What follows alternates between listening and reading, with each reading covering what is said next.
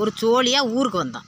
ஊருக்கு வந்த இடத்துல என் மக இங்கே வருங்க, இந்த பழம் வேணும்னு கேட்டா. இந்த பழத்தை போய் இது என்ன பழம், இது என்ன பழம்னு எனக்கு தெரியாதுங்க.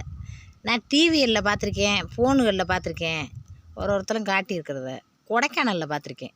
ஆனால் அந்த பழத்தை வாங்கி தின்றதில்லை. எப்படி இருக்குன்னு இல்லை, கட்டுன்னு கிண்ணுன்னு இருக்கே. 1/4 கிலோ வந்து 60 ரூபாயாங்க. சரி சின்ன பிள்ளை கிடச்சி இது என்ன பழம்னு தான் வாங்கிடுவோம்னு வாங்கிட்டேங்க. அதுக்குள்ளே வெள்ளையே என்னமோ இருக்கு பார்த்துக்குங்க. இது என்னது, மூங்கு மாதிரியே இருக்குது, மூக்குச்செடி மாரி. எங்க திண்டு பார்க்குறேன் எப்படி இருக்கு.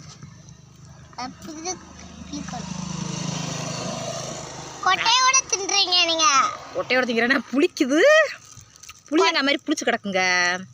அதுக்கு நம்ம ஊர் பலாச்சொலை இழந்த பழம் இது பரவாயில்ல. இது என்ன பழம், விலையை போட்டு வாங்கி புளிச்சு கிடக்கு. இங்கே வருங்க, இதே பழமா, இது ஊரம் தோளாமுங்க, இதே பழம்.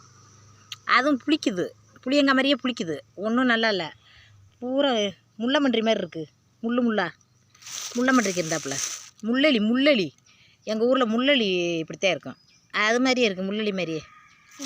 இது ஒரு பழமுண்டு வாங்கி திங்கிறாங்க. இப்படி விளம்பரப்படுத்தியே மக்களை பூரா வாங்க வச்சுப்படுறாங்க.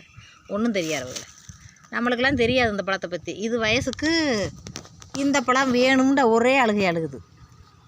இது வயசெல்லாம் நாங்கள் புளியங்காய் எடுத்துன்ட்டு அதே பழம் தெரிஞ்சோம். இப்போ பார்த்தா 1/4 கிலோ 60 ரூபா எடுத்து வாங்குறப்ப இருக்கு. இல்லை ஜூஸ் இருக்கும். தின்னு புளியங்காய் மாதிரியே தான் இருக்குது. புளியங்காய் தான் புளிச்சு கிடக்கு.